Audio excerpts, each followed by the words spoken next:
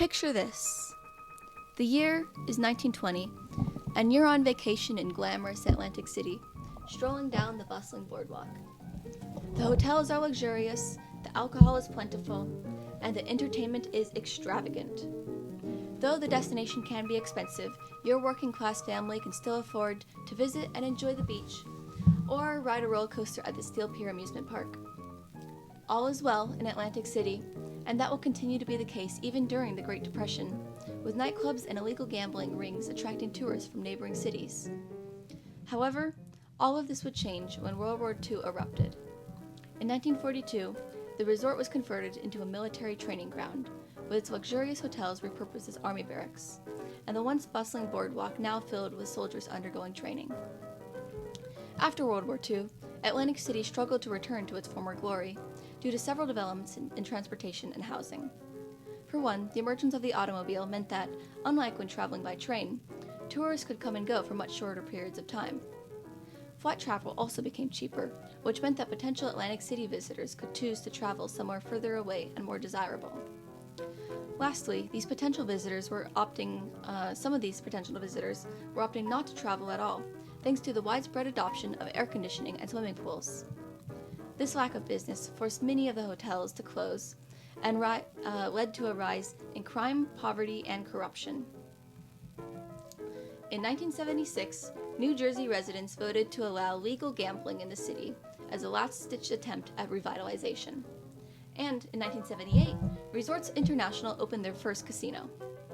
From 1980 to 2000, the gambling industry boomed, with Atlantic City reaching a peak of 12 casinos, most notably Trump Taj Mahal.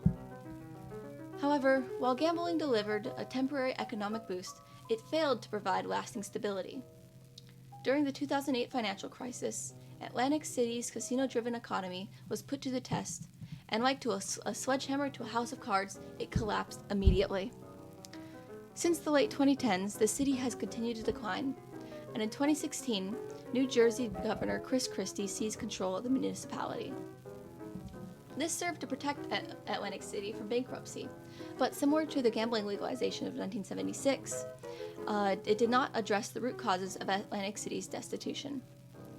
If you visit the same boardwalk from 1920 in 2025, you will see vacant lots where hotels used to be, crumbled sidewalks, and most starkly, abandoned townhomes on the backside of a brand new colossal glass structure known as the Ocean Casino Resort. Atlantic City is a quintessential example of social stratification and racism, which can best be understood through the lens of social conflict theory, where struggles between the working class and bourgeoisie shape society. So, first we have social conflict theory. In the past decade, the city and state have attempted to recover Atlantic City's economy, but tensions have arisen between both the local and state governments, as well as between citizens and authorities, over the justness of their methods.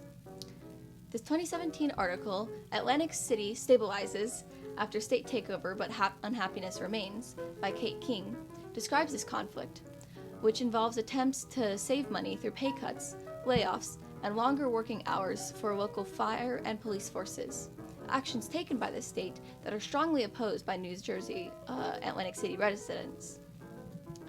On a larger scale, the city is in conflict with the state because local officials feel that it is too detached from the needs of the residents, which means that they aren't affected by their pushback.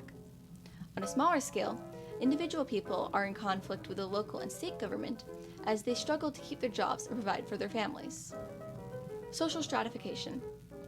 Atlantic City is an urban area riddled with social stratification, which is exemplified by the fact that despite currently being home to 9 casinos, it does not have a single fully functioning supermarket. While visitors have the luxury of staying in hotels and eating at local restaurants, longtime residents do not have access to reliable or nutritious food. This is part of a larger dynamic between the bourgeoisie and proletariat, where those at the bottom have little access to comfort and upward mobility. Lastly, racism. If you've ever played Monopoly, then you might have noticed that Baltic and Mediterranean Avenue are the cheapest properties you can purchase, and that Park Place and Boardwalk are the most expensive in the game. These street names, along with the others on the board, are not random, and neither are the prices. Monopoly's locations are based off of real streets of Atlantic City, which were segregated and redlined to discriminate against African American residents. This is reflected in the city's social stratification to this day, because these historically devalued areas had less access to resources such as education, employment opportunities, and quality housing. As time passes, little effort has been made to create reparations for these residents, and revitalization efforts, such as the construction of 2 new casinos, only serve to further increase the divide of race and class. To fully comprehend the fall of Atlantic City, it is crucial to understand it from a sociological perspective. From its inception to the current day, it has always been a playground for the wealthy, with working-class individuals supporting them without fair compensation. The only difference is that now, the house of cards has toppled, and those at the bottom are left in the rubble.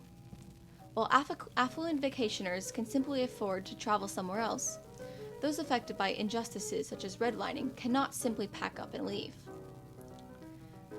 Only when we view Atlantic City through the lens of social conflict theory, with the concepts of social stratification and racism in mind, do we begin to see this clearly. Social inequality has always been present, but now it is more visible than ever. And lastly, reflections.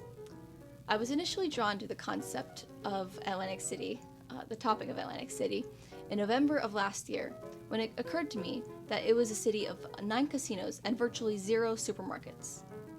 This dichotomy perplexed me, and in an effort to understand it, I have spent the last several months lightly researching the causes and implications of Atlantic City's economic collapse. Initially, I viewed its heyday with rose-colored glasses, but when analyzing the history of Atlantic City from a sociological perspective, I see that inequality has always been lurking, especially in the form of historic segregation. In general, the most interesting fact about this topic is just how blatantly obvious social stratification is, with the image of urban blight next to a shiny new casino. The problems of class struggle and racism affect the entire United States, but no place is it more visible, more evident than Atlantic City.